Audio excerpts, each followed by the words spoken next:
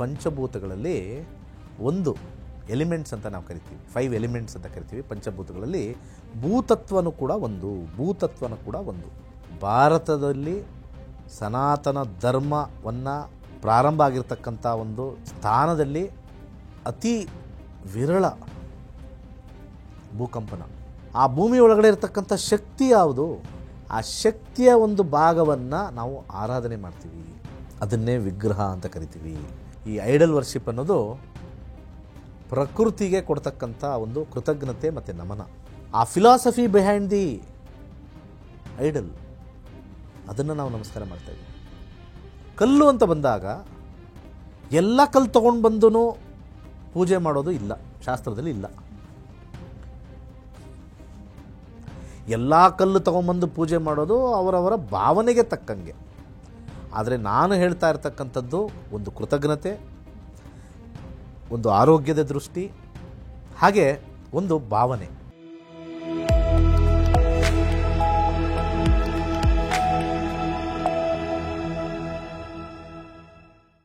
ಎಲ್ರಿಗೂ ನಮಸ್ಕಾರ. ನೀವು ನೋಡ್ತಾ ಇದ್ದೀರಾ ಟಿವಿ ವಿಕ್ರಮ ನಕ್ಷತ್ರ ನಾಡಿ ಕಾರ್ಯಕ್ರಮಕ್ಕೆ ಸ್ವಾಗತ. ನಾನು ಮುಮ್ತಾಜ್ ಅಬ್ದುಲ್ ನೆಲ್ಲೆಡ್ಕ. ವೀಕ್ಷಕರೇ, ನೀವು ಬಹಳಷ್ಟು ದಿನಗಳಿಂದ ಪಂಡಿತ್ ದಿನೇಶ್ ಗುರೂಜಿ ಅವರ ನಕ್ಷತ್ರ ನಾಡಿ ಕಾರ್ಯಕ್ರಮಗಳನ್ನು ನೋಡ್ತಾ ಇದ್ದೀರಿ. ನಿಮಗೂ ಅನ್ನಿಸಿರಬಹುದು ಇಂತಹ ಇಂಟ್ರೆಸ್ಟಿಂಗ್ ವಿಚಾರಗಳ ಬಗ್ಗೆ ನಾನು ತಿಳ್ಕೊಳ್ಬೇಕು. ಜ್ಯೋತಿಷ ಅಂದ್ರೆ ಏನು, ಸನಾತನ ಧರ್ಮದಲ್ಲಿ ಜ್ಯೋತಿಷದ ಮಹತ್ವ ಏನು, ಹೆಣ್ಣು ಮಕ್ಕಳು ಕೂಡ ಜ್ಯೋತಿಷವನ್ನ ಕಲಿಬಹುದು, ಇಂತಹ ನೂರಾರು ಪ್ರಶ್ನೆ ನಿಮ್ಮಲ್ಲೂ ಕೂಡ ಇರಬಹುದು. ಸೊ ಅಂತಹ ಪ್ರಶ್ನೆ ನಿಮ್ಮಲ್ಲಿ ಇದ್ದಲ್ಲಿ ನಿಮಗೆ ಸ್ವತಃ ಪಂಡಿತ್ ದಿನೇಶ್ ಗುರೂಜಿ ಅವರಿಂದ ಆ ಎಲ್ಲ ಪ್ರಶ್ನೆಗಳಿಗೆ ಉತ್ತರವನ್ನ ಪಡಿಬಹುದು. ಪಂಡಿತ ದಿನೇಶ್ ಗುರೂಜಿ ಅವರ ನಕ್ಷತ್ರ ನಾಡಿ ತರಗತಿಗಳು ಇದೇ ಸೆಪ್ಟೆಂಬರ್ 24ರಿಂದ ಮತ್ತೆ ಆರಂಭ ಆಗ್ತಾ ಇದೆ. ಅವರ 109ನೇ ಬ್ಯಾಚ್ ಸೆಪ್ಟೆಂಬರ್ 24ರಿಂದ ಆರಂಭ ಆಗುತ್ತೆ. ಪ್ರತಿದಿನ ಬೆಳಗ್ಗೆ 11 ಗಂಟೆಗೆ, ಅದೇ ರೀತಿ ಸಂಜೆ 7ವರೆಗೆ ಕ್ಲಾಸಸ್ಗಳು ಇರುತ್ತವೆ. ನೀವು ಇಂಟ್ರೆಸ್ಟ್ ಇದ್ರೆ ಇವತ್ತೇ ನೋಂದಾವಣೆಯನ್ನ ಮಾಡ್ಕೊಳ್ಬಹುದು ಅಂತ ಹೇಳ್ತಾ ಕಾರ್ಯಕ್ರಮಕ್ಕೆ ಹೋಗೋಣ. ಗುರುಜಿ, ಕಾರ್ಯಕ್ರಮಕ್ಕೆ ಆತ್ಮೀಯವಾದಂತಹ ಸ್ವಾಗತ. ಎಲ್ಲರಿಗೂ ನಮಸ್ಕಾರ. ಗುರುಜಿ, ಹಿಂದಿನ ಸಂಚಿಕೆಯಲ್ಲಿ ನೀವು ಹೇಳ್ತಾ ಇದ್ರಿ ನಾವು ಪ್ರಕೃತಿಯನ್ನ ಯಾಕೆ ಪೂಜೆ ಮಾಡ್ತಾ ಇದ್ದೀವಿ ಅಂತ, ಮರಗಿಡಗಳನ್ನ ಯಾಕೆ ಪೂಜೆ ಮಾಡ್ಬೇಕನ್ನುವಂಥದ್ದನ್ನು ಬಹಳ ಅದ್ಭುತವಾಗಿ ತಿಳಿಸಿದ್ರಿ. ಆದ್ರೆ ನನಗಿರುವಂತ ಇನ್ನೊಂದು ಡೌಟ್ ಅಂದ್ರೆ, ಮರಗಿಡಗಳಿಂದ ನಮಗೆ ಗಾಳಿ ಸಿಗುತ್ತೆ, ಹಣ್ಣು ಅದು ಇದು ಎಲ್ಲವೂ ಸಿಗುತ್ತೆ, ಕಲ್ಲನ್ನು ಕೂಡ ಪೂಜೆ ಮಾಡ್ತಾರಲ್ಲ ಗುರುಜಿ, ಕಲ್ಲಿಂದ ನಮಗೆ ಏನ್ ಸಿಗುತ್ತೆ, ಯಾಕೆ ಕಲ್ಲನ್ನ ಕೂಡ ಪೂಜೆ ಮಾಡ್ತಾರೆ ಅಂತ? ಬಹಳ ಒಳ್ಳೆ ಪ್ರಶ್ನೆ. ಕಲ್ಲನ್ನು ಯಾಕೆ ಪೂಜೆ ಮಾಡಬೇಕು? ನಮಗೆ ಜಾಗ ಕೊಟ್ಟಿರ್ತಕ್ಕಂಥದ್ದು, ನಿಂತಿರ್ತಕ್ಕಂಥದ್ದು, ಕೂತ್ಕೊಳ್ಳತಕ್ಕಂಥದ್ದು, ಮಲಗ್ತಕ್ಕಂಥದ್ದೇ ಭೂಮಿ. ಕೊಟ್ಟಿರ್ತಕ್ಕಂಥ ಸ್ಥಳ ಕಲ್ಲೇ. ಇವತ್ತು ನೀರಿನ ಮೇಲೆ ನಾವು ಸಂಸಾರ ಮಾಡೋಕ್ಕಾಗತ್ತಾ? ನೀರಿನ ಮೇಲೆ ಜೀವನ ಮಾಡೋಕ್ಕಾಗತ್ತಾ? ಗಾಳಿಯಲ್ಲಿ ನಾವೇನಾದ್ರು ಮಾಡೋಕ್ಕಾಗತ್ತಾ? ಅದಕ್ಕೆ ಪಂಚಭೂತಗಳಲ್ಲಿ ಒಂದು ಎಲಿಮೆಂಟ್ಸ್ ಅಂತ ನಾವು ಕರಿತೀವಿ, 5 ಎಲಿಮೆಂಟ್ಸ್ ಅಂತ ಕರಿತೀವಿ. ಪಂಚಭೂತಗಳಲ್ಲಿ ಭೂತತ್ವನೂ ಕೂಡ ಒಂದು. ಈ ಒಂದು ವಿಗ್ರಹ ಭೂತತ್ವವನ್ನು ರೆಪ್ರೆಸೆಂಟ್ ಮಾಡುತ್ತೆ, ಸ್ಥಿರತೆಯನ್ನು ರೆಪ್ರೆಸೆಂಟ್ ಮಾಡುತ್ತೆ. ಇವತ್ತೇನು ಬೇಡ, ನಾವೇನಾದರೂ ಜಪಾನಲ್ಲೋ ಈಗ ಮೊನ್ನೆ ನಡೆದಿರ್ತಕ್ಕಂಥ ಟರ್ಕಿಲಿ ಏನಾದ್ರು ನಾವು ಇದ್ದುಬಿಟ್ಟಿದ್ರೆ ಆವಾಗ ಅರ್ಥ ಆಗುತ್ತೆ ನಮ್ಮ ಬುಡ ಸ್ಟ್ರಾಂಗ್ ಇದೆಯೋ ವೀಕ್ ಇದೆಯೋ ಅಂತ. ಯಾಕಂದರೆ ಅರ್ಥಕ್ವೇಕ್ ಆಯಿತು, ಅರ್ಥ ಆಯ್ತಲ್ಲ. ಅರ್ಥಕ್ವೇಕ್ ಆದಾಗ ನಮಗೆ ಆಗಿರ್ತಕ್ಕಂಥ ಭಯ ಎಷ್ಟಿರುತ್ತೆ ಅಲ್ಲಿರೋರು ಗೊತ್ತಿರುತ್ತೆ. 1-2 ನಿಮಿಷದ ಕಾಲ ಊಹೆ ಮಾಡ್ಕೊಳ್ಳಿ, ನೀವು ಮಲ್ಕೊಂಡಿರ್ತೀರ ಮನೇಲಿ, ಬಿಲ್ಡಿಂಗ್ ಶೇಕ್ ಆಗುತ್ತೆ, ಆ ಬಿಲ್ಡಿಂಗು ನಿಮ್ಮದು ಓನ್ ಇರುತ್ತೆ, ಕ್ರ್ಯಾಕ್ಗಳು ಬಿಡ್ಬೋದು, ಬಿದೋಗ್ಬೋದು, ಏನೋ ಆಗ್ಬೋದು. ಅದು ಪ್ರಕೃತಿನೇ ಅಂತ ಅಂದ್ಕೊಳ್ಳೋಣ. ಆದರೆ ನಮಗೆ ಸ್ಟ್ರಾಂಗ್ ಆಗಿರ್ತಕ್ಕಂಥ ನೆಲೆ ಕೊಟ್ಟಿರ್ತಕ್ಕಂಥದ್ದು, ನಮ್ಮನ್ನು ಚೆನ್ನಾಗಿ ಕಾಪಾಡ್ಕೊಳ್ತಕ್ಕಂಥ ಈ ಭೂತತ್ವವನ್ನು ನಾವು ನಮನವನ್ನು ಸಲ್ಲಿಸ್ತಾ ಇದ್ದೀವಿ. ಒಂದು ಖುಷಿ ಏನು ಅಂತಂದರೆ, ಭಾರತದಲ್ಲಿ ಅತಿ ಹೆಚ್ಚು ಭೂಕಂಪನ ಇಲ್ಲ. ಭಾಳ ಹಿಂದೆ ಎಲ್ಲೋ ಒಂದು ಕಡೆ ಲಾತೂರಲ್ಲಿ ಎಲ್ಲೋ ಒಂದು ಕಡೆ ಆಗಿತ್ತು. ಅದು ಬಿಟ್ಟರೆ ಭಾರತದಲ್ಲಿ ಸನಾತನ ಧರ್ಮವನ್ನು ಪ್ರಾರಂಭ ಆಗಿರ್ತಕ್ಕಂಥ ಒಂದು ಸ್ಥಾನದಲ್ಲಿ ಅತಿ ವಿರಳ ಭೂಕಂಪನ. ಇವತ್ತು ಜಪಾನಲ್ಲಂತೂ ಅಲ್ಲಿರ್ತಕ್ಕಂಥ ಸೀಸ್ಮಿಕ್ ರಾಕಿಂದ ಎಲ್ಲ ಆಗ್ತಾಯಿದೆ ಅಂತ ಹೇಳ್ತಾರೆ. ಆದರೆ ಅವರು ಅದಕ್ಕೆ ತಕ್ಕನಾಗಿ ಮಾಡ್ಕೊಂಡಿದ್ದಾರೆ ವ್ಯವಸ್ಥೆಗಳನ್ನ, ಅದು ಓಕೆ. ಆದರೆ ಏನೇ ಆದರೂ ಕೂಡ ಅಲ್ಲಿ ಮಾನವ ನಿರ್ಮಿತ ಯಾವುದಾದ್ರು ಒಂದು ವಿಚಾರದಲ್ಲಿ ಹಾನಿ ಉಂಟಾಗೇ ಆಗುತ್ತೆ. ಒಂದು ಕಾರ್ ಇರ್ಬೋದು, ಒಂದು ಸಣ್ಣ ಸಂಸ್ಥೆಯನ್ನು ಕಟ್ಟಿರ್ಬೋದು, ಅದು ಶೇಕ್ ಆದರೆ ಅದರಲ್ಲಿರ್ತಕ್ಕಂಥ ಫರ್ನಿಚರು, ಮತ್ತೊಂದು ಲ್ಯಾಪ್ಟಾಪು, ಇನ್ನೊಂದು ಏನಾದ್ರು ಒಂದು ಅದಕ್ಕೆ ಮತ್ತೆ ಅದನ್ನು ವಾಪಸ್ ದುಡಿದು ತರಬೇಕು ಅನ್ನೋದು ಒಂದು ಕಾಲ ಮತ್ತು ಶ್ರಮ ಮತ್ತು ಅದರಲ್ಲಿರ್ತಕ್ಕಂಥ ಒಂದು ಮನಸ್ಸಿಗೆ ಆಘಾತ ಆಗ್ತಕ್ಕಂಥದ್ದು.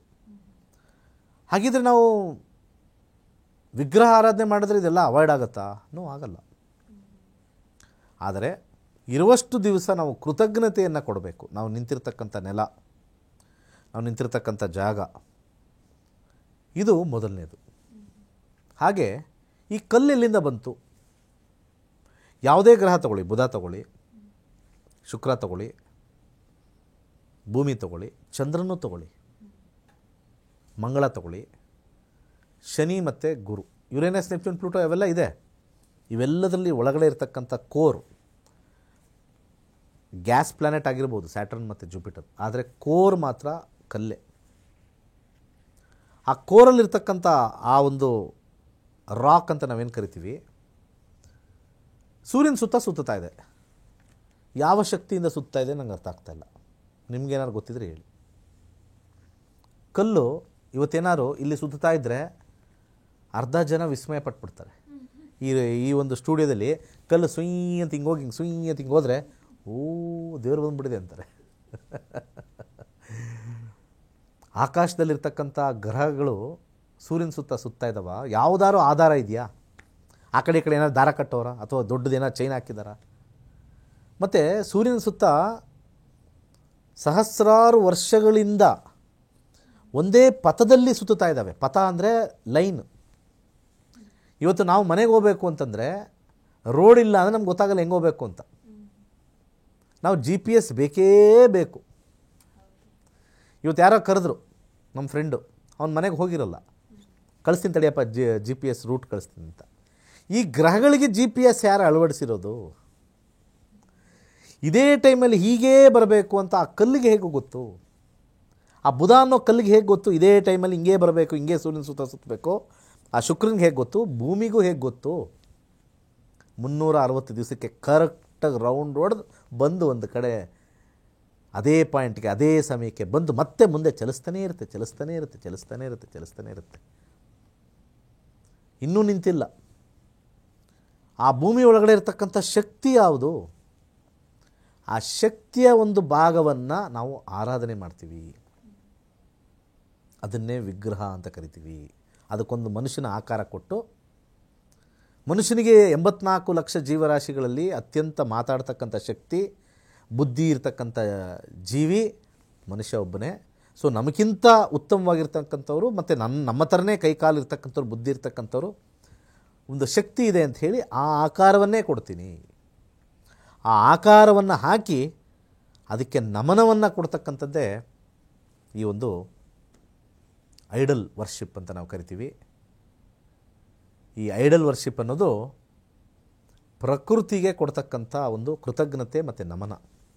ಕಲ್ಲಿಗೆಲ್ಲ ಪೂಜೆ ಮಾಡೋದು, ಕಲ್ಲು ಹಿಂದೆ ಇರ್ತಕ್ಕಂಥ ಶಕ್ತಿ,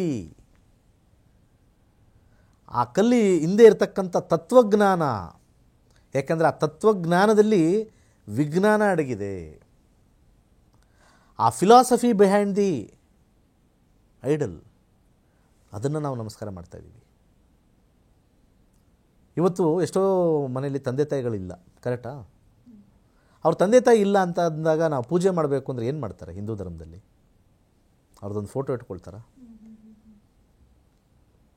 ಇವತ್ತು ಪುನೀತ್ ರಾಜ್ಕುಮಾರ್ ಅವರು ಎಲ್ಲ ಕಡೆನೂ ಫೇಮಸ್ಸು ಆಗಿದ್ದರು. ಅವ್ರ ಪಾಪ ಕಾಲವಶ ಆದಮೇಲೆ ಎಲ್ಲ ಕಡೆ ಅವರ ವಿಗ್ರಹಗಳನ್ನು ಸ್ಥಾಪನೆ ಮಾಡಿದ್ರು. ಅವ್ರಿಗೆ ಆರಾಧನೆ ಮಾಡಿ ನಮಸ್ಕಾರ ಮಾಡಿ ಒಂದು ಹೂನಮನ ಮಾಡೋದು ಅವ್ರಿಗೆ ನಮನ, ಕೃತಜ್ಞತೆ. ಇಲ್ಲಿದ್ದರು, ಎಲ್ಲರಿಗೂ ಕೂಡ ಒಂದು ಮಾದರಿಯಾಗಿದ್ದರು, ಅನೇಕ ಒಳ್ಳೆಯ ಕೆಲಸಗಳು ಮಾಡಿದ್ದಾರೆ ಅಂತ.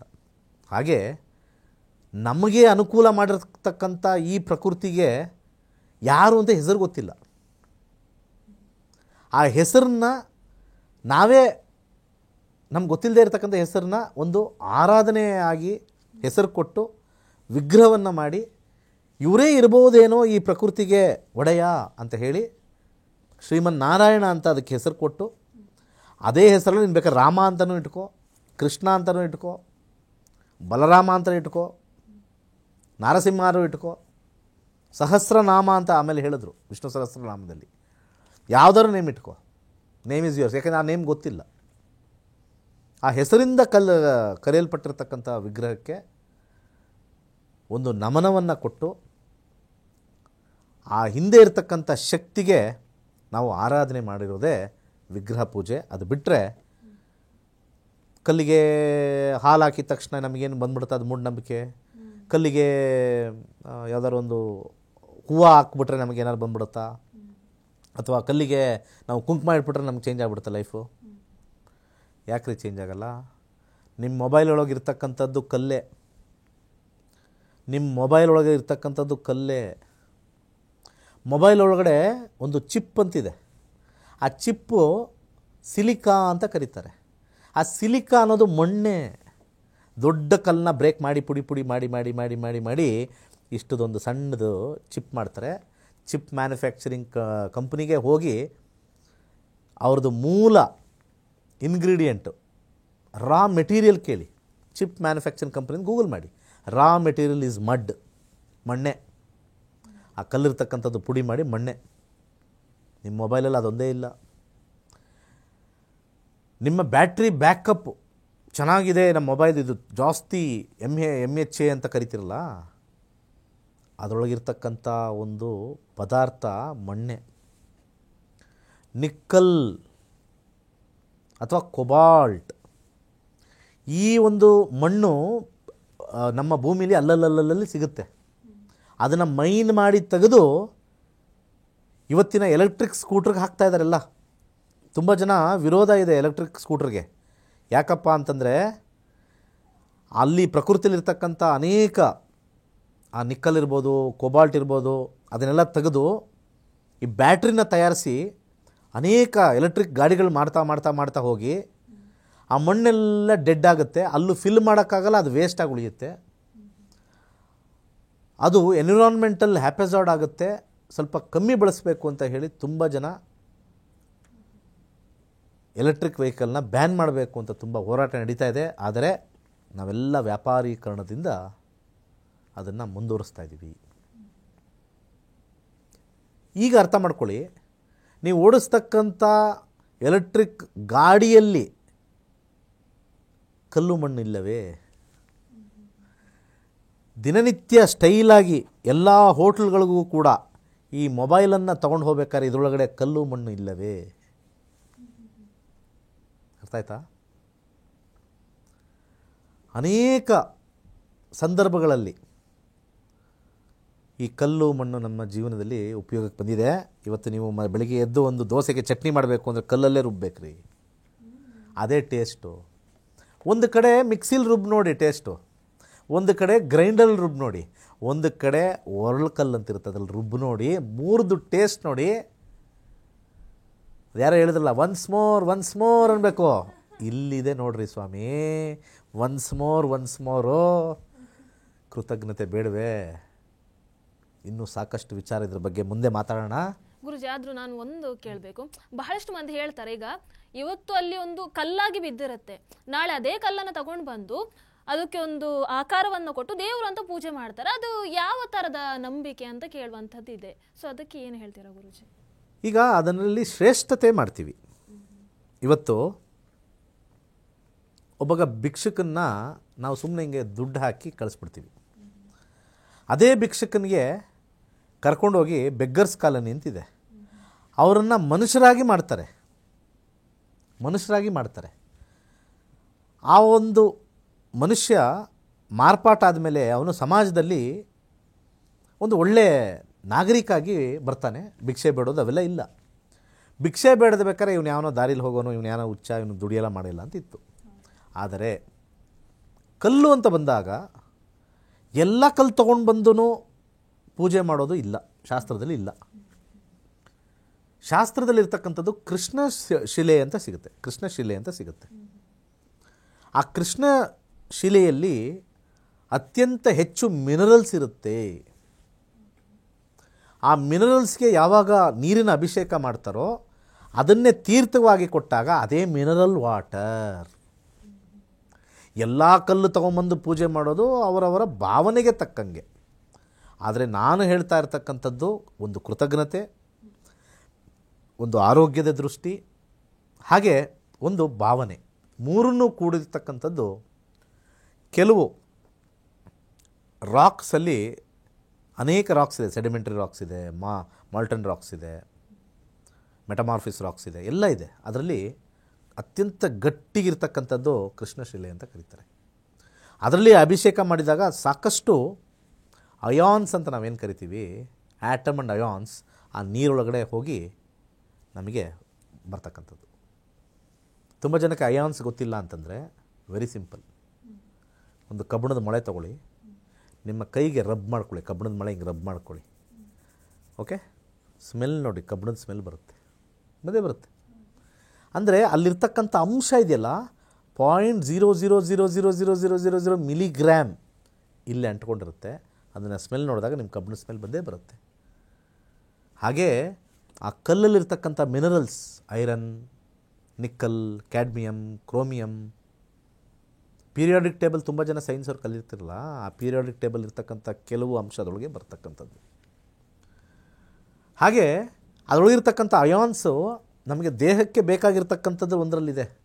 ಅದನ್ನು ಕಲ್ಲು ಅಂತ ಕರಿತೀವಿ, ಆದರೆ ಅದು ಸ್ವಲ್ಪ ಪುಡಿ ಮಾಡ್ತೀವಿ, ಅದೇ ಕಲ್ಲುಪ್ಪು, ರಾಕ್ ಸಾಲ್ಟ್. ಗಟ್ಟಿ ಇರುತ್ತೆ. ಪ್ರಕೃತಿಲಿ ಆ ಕಲ್ಲನ್ನು ಕರಗಿಸ್ಬೋದು, ಕೆಲವು ಕಲ್ಲುಗಳನ್ನು ಕರಗಿಸೋಕ್ಕಾಗಲ್ಲ, ಸ್ವಲ್ಪ ಗಟ್ಟಿಯ ಕಾಂಪೋಸಿಷನ್ ಇರುತ್ತೆ. ಸೊ ಇವತ್ತು ಉಪ್ಪಿಲ್ಲದೆ ಯಾವ ಅಡುಗೆನೂ ರುಚಿನೇ ಇಲ್ಲ ಅಂತಾರೆ. ಉಪ್ಪೆಲ್ಲಿಂದ ಬಂತು? ಪ್ರಕೃತಿಯಿಂದನೇ ಬಂತು. ಅದು ಗಟ್ಟಿಯಾಗಿ ಕಲ್ಲುಪ್ಪು ಅಂತ ಕರೆದಲ್ಲ, ಕಲ್ಲು ಅಂತ ಯಾಕೆ ಕರೆದ್ರು? Because the same component of the rock is present in the same NaCl, sodium chloride. ಆ sodium chloride crystals is known as rock salt. ಇಷ್ಟು ವಿಚಾರ. ಥ್ಯಾಂಕ್ ಯು ಗುರೂಜಿ, ಬಹಳ ಅದ್ಭುತವಾಗಿ ತಿಳಿಸ್ಕೊಟ್ಟಿದ್ದಾರೆ. ಮರಗಿಡಗಳನ್ನು ಪೂಜೆ ಮಾಡೋದು ಒಂದು, ಆದರೆ ನಾವು ಕಲ್ಲನ್ನು ಕೂಡ ಯಾಕೆ ಪೂಜೆ ಮಾಡಬೇಕು, ನಮ್ಮ ಪ್ರತಿದಿನ ಇದಕ್ಕೆ ಅವಲಂಬಿತ ಆಗಿದೆ ಅನ್ನುವಂಥದ್ದನ್ನು ಬಹಳ ಅದ್ಭುತವಾಗಿ ಗುರೂಜಿ ತಿಳಿಸ್ಕೊಟ್ಟಿದ್ದಾರೆ. ಇಂತಹ ಇಂಟ್ರೆಸ್ಟಿಂಗ್ ವಿಚಾರಗಳನ್ನು ತಿಳ್ಕೊಳ್ಬೇಕಾದ್ರೆ ನೋಡ್ತಾ ಇರಿ ಟಿವಿ ವಿಕ್ರಮ, ನಕ್ಷತ್ರ ನಾಡಿ ಕಾರ್ಯಕ್ರಮ. ನಮಸ್ಕಾರ. ಟಿವಿ ವಿಕ್ರಮ, ದೇಶ ನಿಮ್ಮ ಕೈಯಲ್ಲಿ. ಈ ಕಾರ್ಯಕ್ರಮ ನಿಮಗೆ ಇಷ್ಟ ಆಗಿದ್ದಲ್ಲಿ ಲೈಕ್, ಶೇರ್ ಹಾಗೂ ಕಮೆಂಟ್ ಮಾಡಿ. ಟಿವಿ ವಿಕ್ರಮದ ಕಾರ್ಯಕ್ರಮಗಳನ್ನು ನಿರಂತರವಾಗಿ ವೀಕ್ಷಿಸಲು ಸಬ್ಸ್ಕ್ರೈಬ್ ಮಾಡಿ, ಬೆಲ್ ಐಕನ್ ಒತ್ತಿ.